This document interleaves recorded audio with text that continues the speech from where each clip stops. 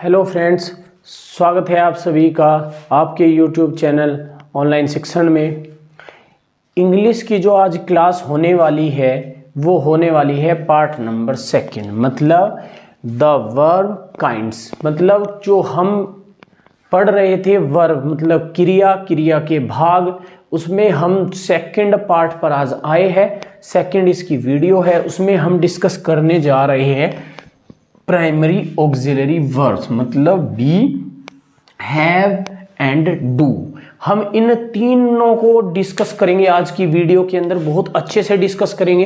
कोई भी प्रॉब्लम नहीं होने वाली है। आपका यदि कोई भी क्वेश्चन हो, कोई भी क्वेरी हो, इससे रिलेटेड आप कर सकते हैं। तो मैंने फर्स्ट जो वीडियो थी हमारी उसमें डिस्कस किया था कि वर्ब क्या होती है, वर्ब की काइंड्स मतलब कौन कौन से प्रकार होते हैं। उसमें 3 तरीके की वर्ब हमने पढ़ ली थी, इंट्रांजिटिव, ट्रांजिटिव एंड लिंकिंग। अब उसके बाद था ऑक्सिलरी वर्ब। ऑक्सिलरी वर्ब के अंदर आता है प्राइमरी ऑक्सिलरी वर्ब, ठीक है। तो ये होगा बी।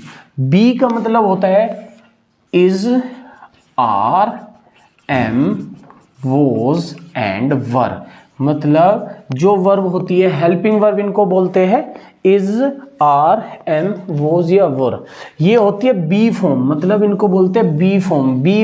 बी बोलते हैं बी ऑक्सिलरी वर्ब। इसी तरीके से हैव में आता है हैज, हैव एंड हैड। ये तीनों वर्ब जो है ये आएगी हैव के साथ, ठीक है।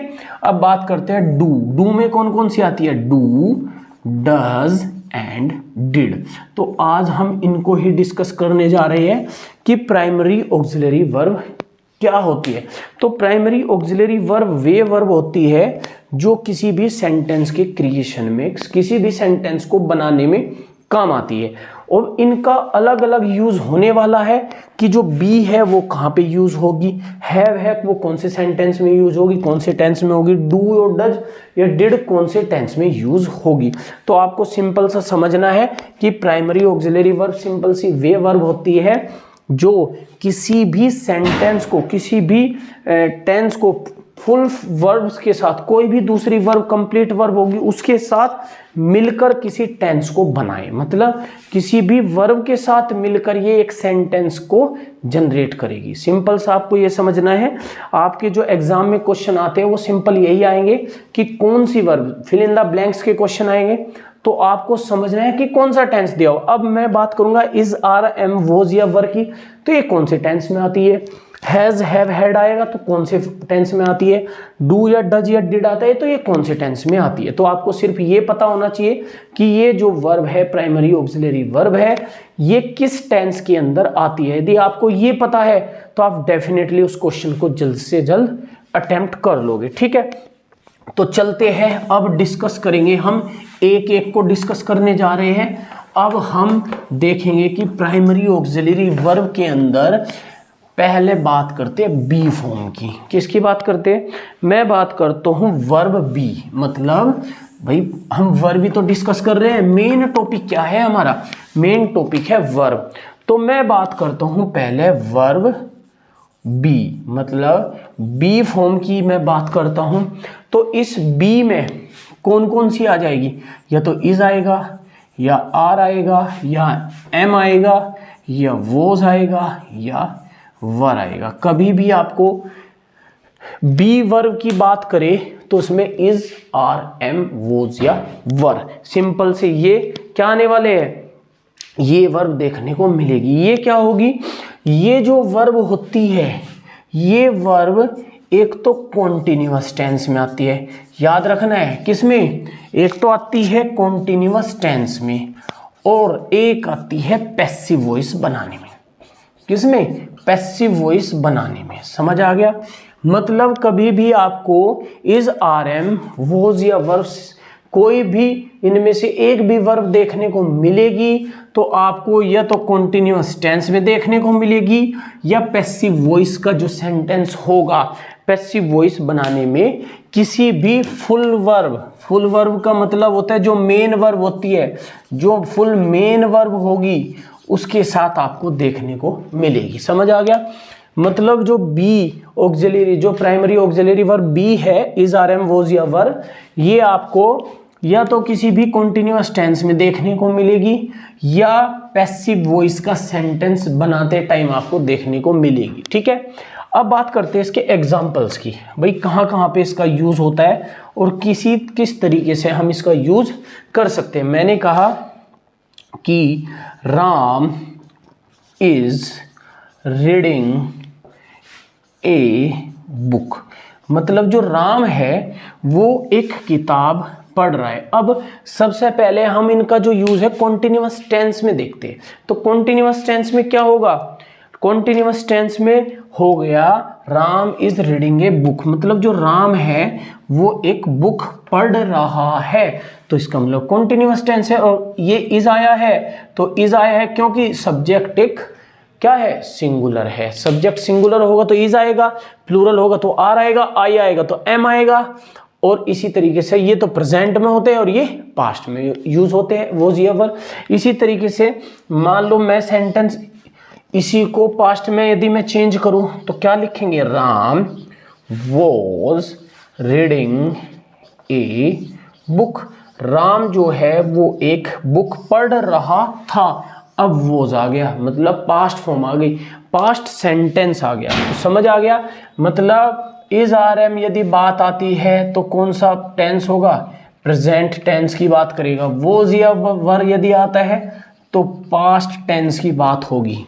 तो सिंपल सा है, वर्ब जो बी फॉर्म आएगी आपकी is are am was were, या तो वो किसी कॉन्टिन्यूअस टेंस में देखने को मिलेगा या वो फिर किसी पैसिव वॉइस बनाते हुए मिलेगा। मान लो मैंने कहा, एक एग्जांपल लिखता हूं कि द प्लेयर्स आर प्लेइंग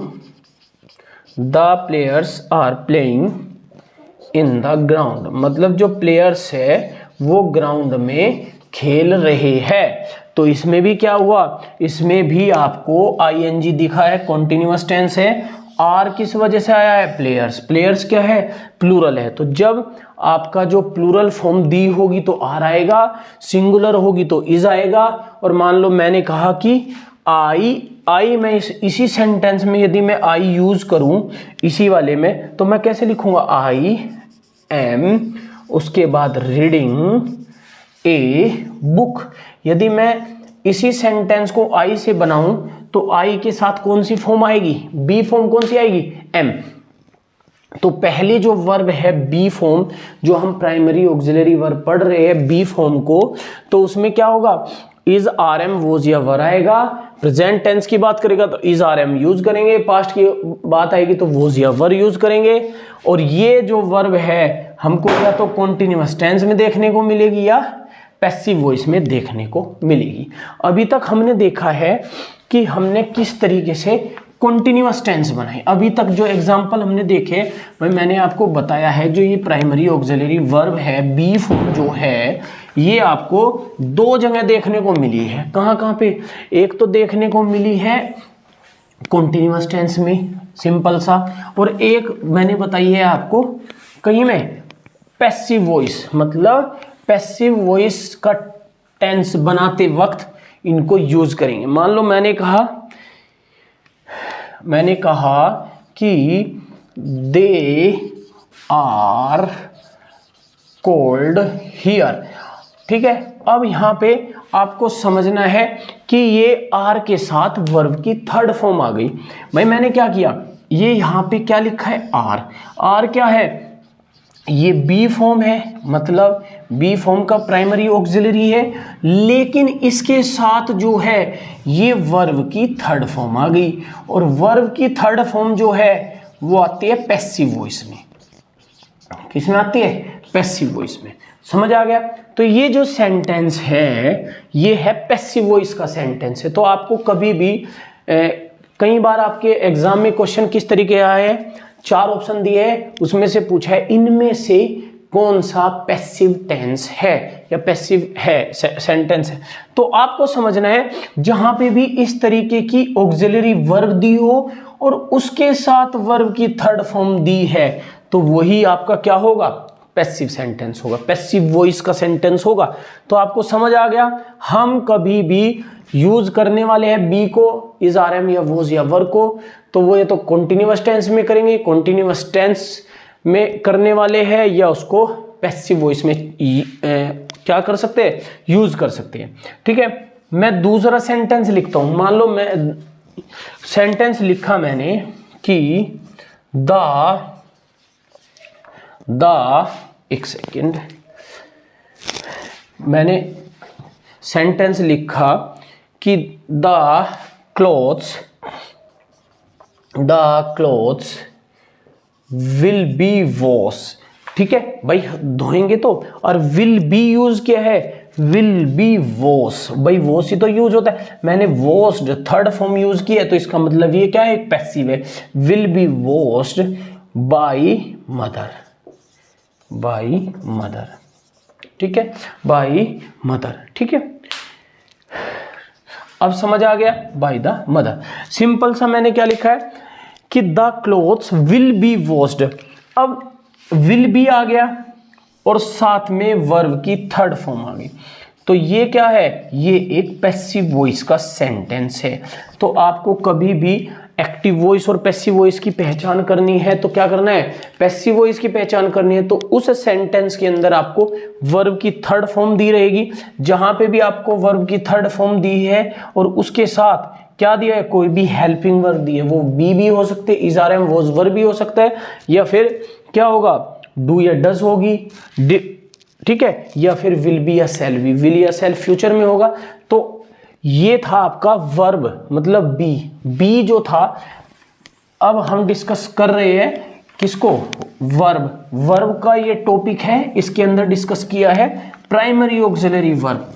तो प्राइमरी ऑक्सिलरी वर्ब जो है, इज, आर, एम, वॉज, वर जो है, वो कहां पे यूज कर रहे हैं, वो हम यूज कर रहे हैं ये तो किसी कॉन्टिन्यूअस टेंस में यूज करेंगे, या पैसिव वॉइस का सेंटेंस बनाते टाइम यूज करेंगे, या हम इसको बी प्लस इन्फिनेटिव, मतलब बी को हम इन्फिनेटिव के साथ भी यूज कर सकते हैं। हम इसका दो तरीके से यूज कर सकते हैं, या तो हम बी प्लस इन्फिनेटिव के साथ यूज कर सकते हैं, या हम बी अबाउट प्लस इन्फिनेटिव के साथ भी हम इसका यूज कर सकते हैं। तो बी का मतलब है इसमें से इज, आर या एम या वॉज वर्ब में से एक हेल्पिंग वर्ब आएगी, प्लस इन्फिनेटिव का मतलब उसके बाद टू आएगा, फिर वर्ब की फर्स्ट फॉर्म आएगी।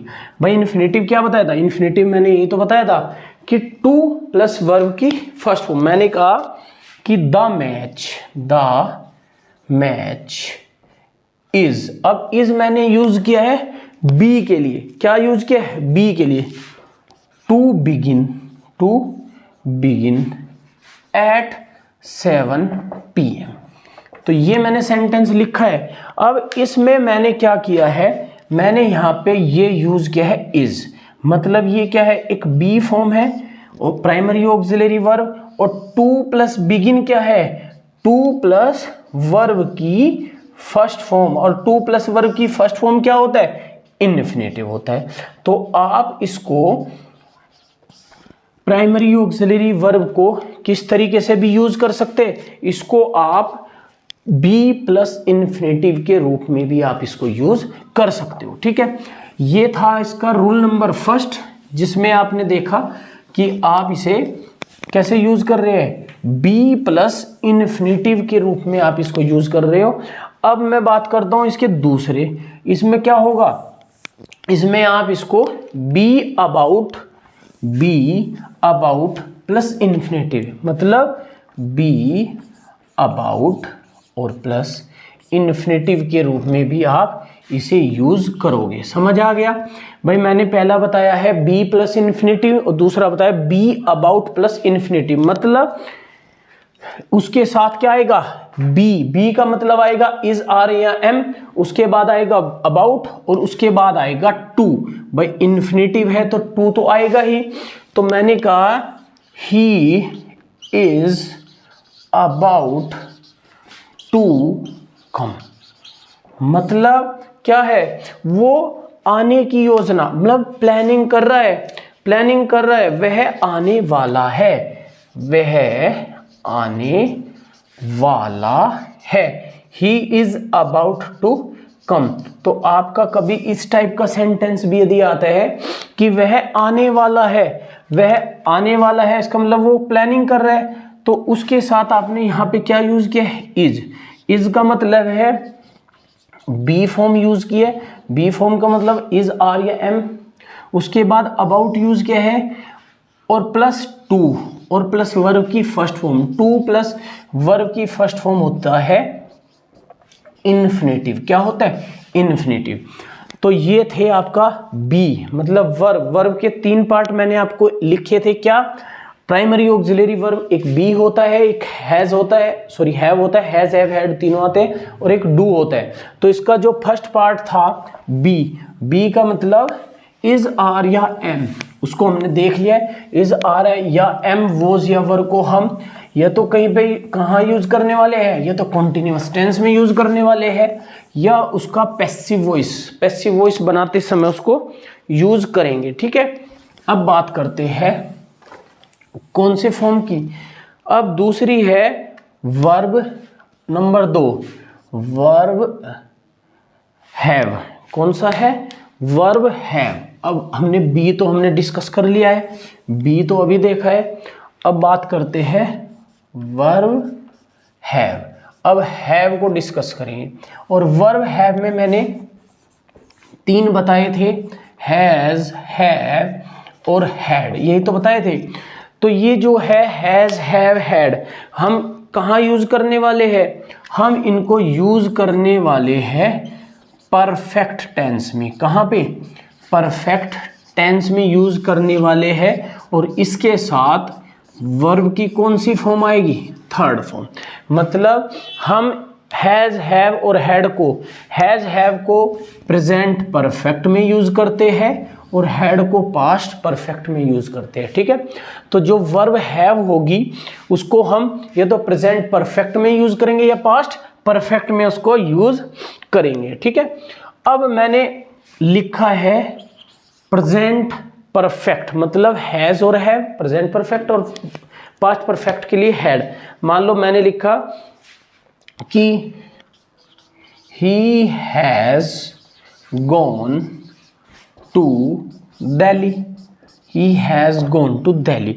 अब ये मैंने सेंटेंस जो पहला लिखा है, अब मैंने क्या लिखा इसमें, ही, वह, हैज गॉन, हैज यूज किया है और वर्ब की थर्ड फॉर्म यूज की है, तो इसलिए ये किस में आएगा, वर्ब हैव की ये फॉर्म है। वर्ब हैव मतलब हैज या हैव या हैड, और ये मैंने यूज किया है एक्टिव वॉइस। भाई ये अभी तो एक्टिव वॉइस ही तो है भाई, जैसे मैंने बताया था कि जो बी फॉर्म थी इज, आर, एम, वॉज या वर, उसको हम या तो कंटिन्यूअस टेंस में यूज कर रहे थे या पैसिव वॉइस में यूज कर रहे थे। लेकिन अब जो ये हैज या हैव या हैड है, हम इसमें क्या करेंगे, यदि इसमें सिंपल सा हैज प्लस वर्ब की थर्ड फॉर्म दी है, क्या दी है, हैज हो सकता है या हैव हो सकता है या हैड हो सकता है, और प्लस वर्ब की थर्ड फॉर्म यदि दी हुई है तो वो है उसका एक्टिव वॉइस। लेकिन यदि इन तीनों के साथ, ये तो तीनों है ही, प्लस बीन ऐड और है, B double E N, been add और है, और वर्ब की थर्ड फॉर्म है, तो इसका मतलब वो उसकी पैसिव फॉर्म है। ठीक है, तो एक्टिव फॉर्म की यदि मैं बात करूं तो सिंपल सा हैज या हैव या हैड आएगा, प्लस वर्ब की थर्ड फॉर्म आएगी, लेकिन पैसिव में बीन और ऐड हो जाएगा। मैंने कहा कि द बुक हैज बीन, अब इसको हम किस में बात करते हैं, अब इसको पैसिव वॉइस में बात करते हैं। Has been read, has been read, the book has been read by him. तो अब ये क्या है, ये एक पैसिव वॉइस का सेंटेंस है। आपको यहां तक भी सेंटेंस दे सकता है, इसको बाय हिम को भी ना दे के यहां पे भी इसको सेंटेंस को कंप्लीट कर सकते हैं। The book has been read, तो आपको समझ जाना है किसमें हैज यूज हुआ है, प्लस बीन यूज हुआ है, और प्लस वर्ब की थर्ड फॉर्म यूज हुई है, तो मतलब ये है एक पैसिव वॉइस। कौन सी है, पैसिव वॉइस। मैंने अभी आपको बताया है कि आपको सिंपल हैज, हैव या हैड देखने को मिले प्लस वर्ब की थर्ड फॉर्म देखने को मिले तो सिंपल क्या है, कौन सा फॉर्म है, वो है एक्टिव वॉइस फॉर्म है। लेकिन यदि इसके साथ बीन ऐड हो रखा है तो वो कौन सी फॉर्म है, वो फॉर्म है पैसिव वॉइस। ठीक है, अब हमने दो इसके एग्जांपल्स डिस्कस कर लिए, क्योंकि वर्ब जो है वो हम परफेक्ट टेंस में यूज करेंगे, इसके साथ वर्ब की थर्ड फॉर्म यूज करेंगे। तो इसमें मैंने आपको एक्टिव वॉइस का भी सेंटेंस आपको दिखा दिया और एक मैंने आपको पैसिव वॉइस का भी मैंने आपको बताया। मैंने कहा कि they had gone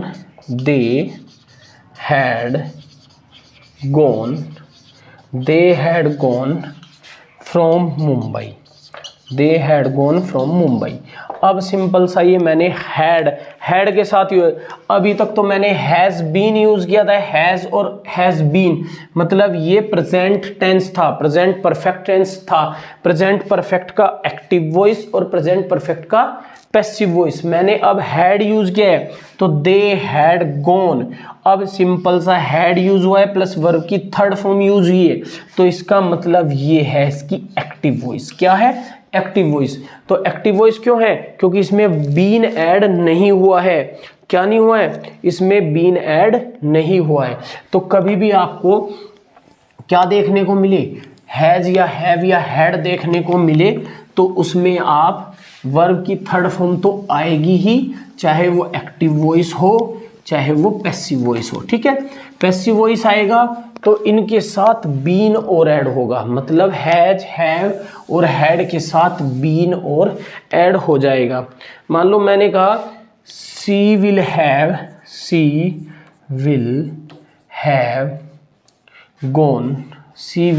gone from here.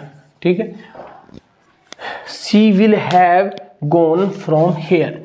अब इसमें मैंने विल हैव यूज किया है, तो मतलब किसका परफेक्ट है, ये फ्यूचर परफेक्ट टेंस है। कौन सा है, फ्यूचर परफेक्ट टेंस है। विल यूज किया है, विल हैव, और इसी के साथ ये अभी तो एक्टिव वॉइस में है। किसमें है, एक्टिव वॉइस में। लेकिन यदि मैं इसको विल हैव बीन लगा देता, बस इसके साथ बीन ऐड और हो जाता, तो बीन ऐड होने से ये किस में आता, ये आता फिर पैसिव वॉइस में। ठीक है, तो एक्टिव वॉइस और पैसिव वॉइस दोनों आपको याद रखनी है कि वर्ब के फॉर्म में वो बी के फॉर्म में कैसे यूज हो रही है और हैव के फॉर्म में उसको हम कैसे यूज कर रहे हैं। ठीक है, तो अब चलते हैं नेक्स्ट। अब जो लास्ट जो वर्ब बची है हमारी, वर्ब नंबर थर्ड, तो जो वर्ब नंबर थर्ड है वो है वर्ब डू। मतलब डू में मैंने कौन कौन सी बताई थी, डू में मैंने बताई थी डू, डज या डिड। अब लास्ट बची हुई है ये, तो लास्ट में बात करता हूं वर्ब डू की। Verb do number 3, verb do जो है इसमें कौन कौन सी आएगी, डू आएगी, डज आएगी या डिड आएगी। आपको इनमें से कोई सी भी एक वर्ब देखने को मिलेगी।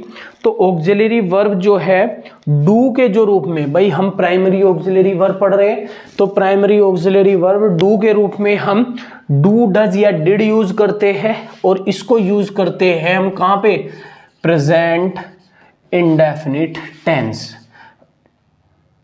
इंडेफिनिट टेंस जो हमारा इंडेफिनिट टेंस होगा, प्रेजेंट इंडेफिनिट टेंस होगा, उसमें हम डू या डज या डिड देखने को मिलेगा हमको।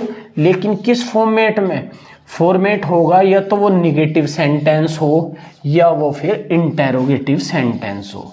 क्या हो, निगेटिव सेंटेंस हो या इंटेरोगेटिव सेंटेंस हो। यदि वो असर्टिव, यदि वो कौन सा होगा, पॉजिटिव सेंटेंस होगा, तो उसमें यदि प्रेजेंट इंडेफिनिट की मैं बात करूं तो वर्ब की फर्स्ट फॉर्म आएगी या वर्ब की फर्स्ट फॉर्म में एस या ई एस आएगा।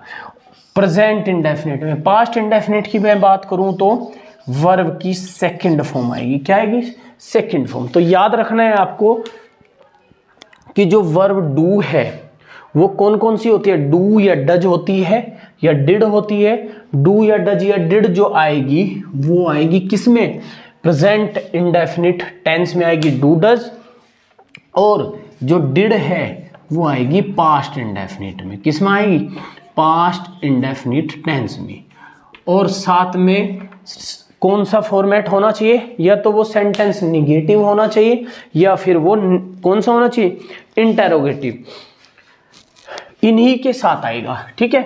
कभी भी पॉजिटिव सेंटेंस जो होगा उसमें प्रेजेंट इंडेफिनिट में तो डू या डज नहीं देखने को मिलेगा, और पास्ट इंडेफिनिट होगा तो डिड नहीं देखने को मिलेगा। सिंपल सा क्या रहेगा, प्रेजेंट इंडेफिनिट है तो वर्ब की फर्स्ट फॉर्म आएगी या वर्ब की फर्स्ट फॉर्म में SEIS आएगा। पास्ट इंडेफिनिट है तो वर्ब की सेकंड फॉर्म। मैंने कहा एग्जाम्पल की बात करते हैं, he does not abuse, he does not abuse. Simple सा सेंटेंस लिखा है, इसमें मैंने क्या यूज किया है, डज नॉट मैंने इसमें यूज किया है, तो इसलिए ये कौन सा है, ये है प्रेजेंट इंडेफिनिट टेंस। मैं पास्ट इंडेफिनिट टेंस की यदि मैं बात करूं तो, पास्ट की मैं बात करूं तो ही डिड नॉट स्विम, क्या, ही डिड नॉट स्विम, तो ये है इसका पास्ट इंडेफिनिट टेंस। तो प्रेजेंट इंडेफिनिट होगा तो उसमें डू या डज आएगा।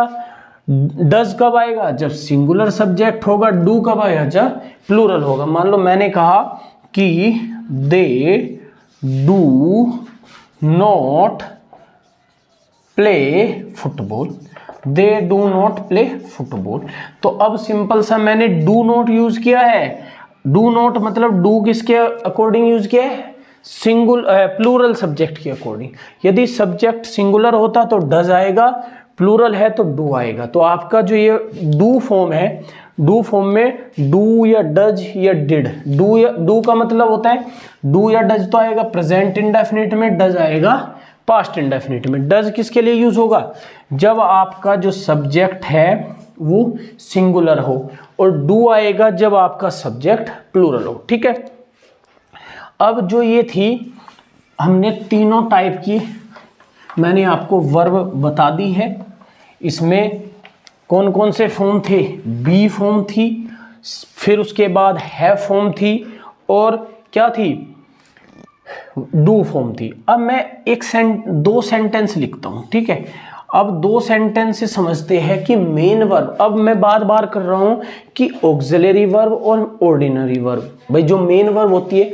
अब डिस्कस करते हैं। अब हमारी जो वर्ब्स है वो सारी कंप्लीट हो चुकी है। मैंने क्या क्या बताया है, स्टार्टिंग में जो हमारी फर्स्ट वीडियो थी उसमें 3 टाइप की हमने वर्ब डिस्कस किया, इन ट्रांजिटिव एंड लिंकिंग। इसमें बात हो रही थी प्राइमरी ऑक्सिलरी वर्ब की। तो प्राइमरी ऑक्सिलरी वर्ब जो थी उसमें कौन कौन सी फॉर्म थी, एक तो बी फॉर्म थी, is are am was were, एक हैव थी और एक थी डू, जो कि तीनों आपकी कंप्लीट हो चुकी है।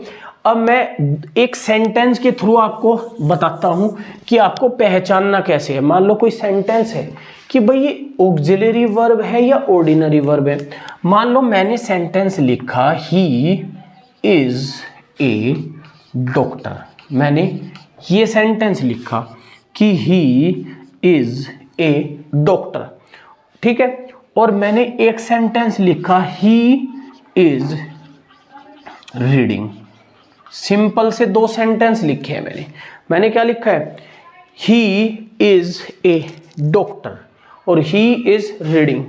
अब मैं बात करूं तो अब इसमें हमने वर्ब के साथ आईएनजी लगाई है, वर्ब के साथ आईएनजी लगाई है। ये एक कॉम्प्लीमेंट है। मैंने अभी आपको स्टार्टिंग में ही समझाए थे कॉम्प्लीमेंट क्या होते हैं। फर्स्ट जो हमारी वीडियो थी, जिसने अभी तक वो ना देखी हो तो पहले उसको देखिए, आपको समझ आएगा कि कॉम्प्लीमेंट क्या होता है। तो ये एक तरह से कॉम्प्लीमेंट है, और कॉम्प्लीमेंट है तो इसका मतलब है ये एक ऑर्डिनरी वर्ब है। क्या है, ये एक ऑर्डिनरी वर्ब है। कौन सी है, ऑर्डिनरी वर्ब।